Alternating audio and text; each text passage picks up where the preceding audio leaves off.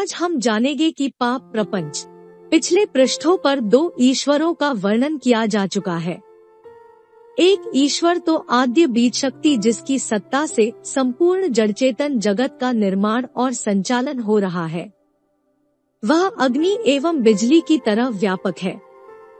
उसके नियम इतने अटूट और सुदृढ़ हैं कि सारी व्यवस्था उन्हीं के आधार पर चलती रहती है। वह निंदा स्तुति पूजा पत्री से परे है। नियमों का पालन करना ही उसकी पूजा है और नियम विरुद्ध चलना उसका विरोध है। पक्षपात और रियायत नाम की गुंजाइशों के लिए उसके कठोर नियमों में रत्ती भर भी स्थान नहीं है। दूसरा योग साधना का ईश्वर है। यह भक्त के वश में है, क्योंकि इस ईश्वर की रचना अपनी मानसिक शक्तियों द्वारा भक्त ने ही तो की है। मानसिक उन्नति के लिए, सत्तत्वों की प्राप्ति के लिए, धर्म नियंत्रण के लिए इस कल्पित ईश्वर का अधिक महत्व है। लोहा, सोना आदि धातुओं के बने बर्तन जैसे दृश्य जगत में सत्य वस्तु की तरह प्रयोग होते हैं, वैसे ही अदृश्य जगत में मानसिक शक्तियों की धातु से गढ़ा हुआ ईश्वर भी सत्य वस्तु है। रबड़ की गेंद फेंककर दीवार पर मारने से वह गेंद लौटकर अपने ही पास वापस आ जाती है। कल्पित ईश्वर के निमित्त फेंकी गई सद्भावनाएं लौटकर अपने ही पास वापस आ जाती है। उस प्रयत्न का अनेक गुना लाभ हमें प्राप्त होता है। यह एक मनोवैज्ञानिक प्रत्यक्ष सच्चाई है। इन 2 ईश्वरों के अतिरिक्त एक तीसरा ईश्वर भी है। यह मतलबी लोगों द्वारा अपने अनुचित स्वार्थों की रक्षा के लिए बनाया गया है। इस ईश्वर के पीछे हर बदमाश फिरके ने अपने अपने मतलब की बात जोड़कर बेचारे सीधे साधे लोगों को ठगने और दबाए रहने का प्रयत्न किया है। वैदिक सभ्यता अपरिग्रह प्रधान है। वह साम्यवाद से एक कदम आगे है। साम्यवाद का सिद्धांत है कि समाज में सब लोगों के पास समान पूंजी होनी चाहिए, किंतु वैदिक सभ्यता कहती है कि व्यक्ति को अपरिग्रही बनना चाहिए, अर्थात जितना उसका हक है, जितना कमाने की वह योग्यता रखता है, उससे भी कम उसे लेना चाहिए। यदि किसी व्यक्ति के पास किन्हीं कारणों से धन बढ़ने लगे तो उसे उस धन को तुरंत ही सत्कार्य में, निर्धनों की सहायता में लगा देना चाहिए। इस सिद्धांत का प्रतिनिधित्व इस दोहे में अच्छी तरह हो जाता है। पानी बाढ़ियो नाव में, घर में बाढ़ियो दाम। दोनों हाथ उलीचिए, यही सयानो काम। उपर्युक्त वैदिक धर्म को छोड़कर जब अमीरोमराव अधर्म पूर्वक धन जमा करने लगे तो इस तीसरे दर्जे के ईश्वर के पीछे यह सिद्धांत जोड़ा गया कि मनुष्यों को अमीर गरीब ईश्वर बनाता है। इस सिद्धांत का अमीरों पर तो कोई प्रभाव नहीं पड़ता है, बेचारे गरीब मन मारकर रह जाते हैं। अपने शोषण पर और दुर्वस्था पर इस भाग्यवाद की मान्यता के कारण गरीबों का असंतोष उभर नहीं पाता और अमीर लोगों के मनमानी करने का मार्ग निर्बाध बना रहता है। अमीरों ने जब उपर्युक्त सिद्धांत गढ़ा तो मध्यम श्रेणी के लोगों में खलबली मची।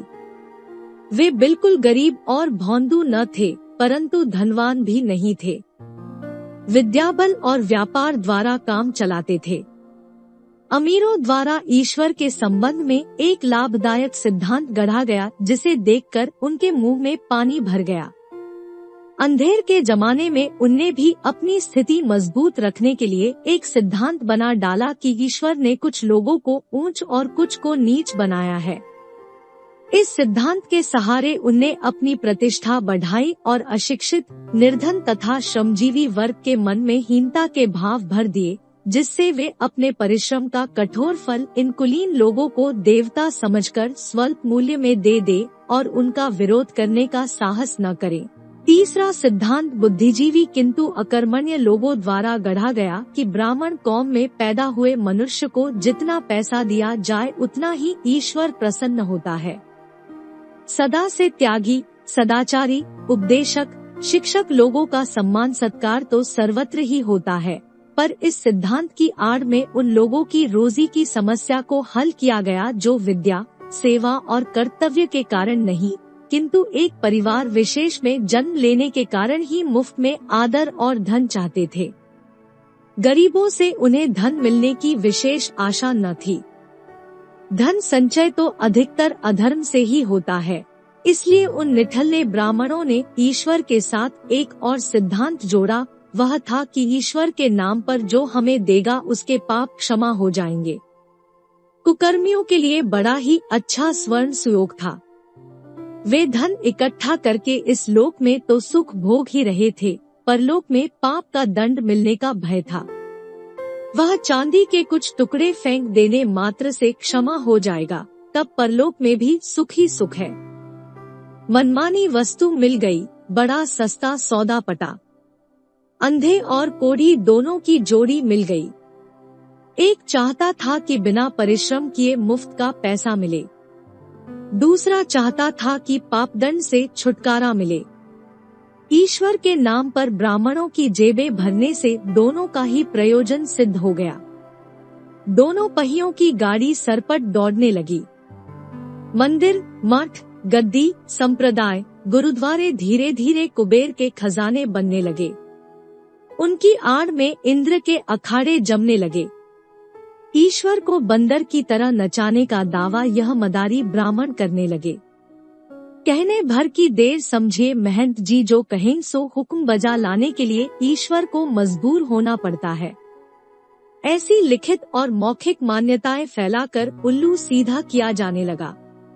चौथा सिद्धांत एक और तैयार हुआ। इसे मानसिक रोगियों ने बनाया।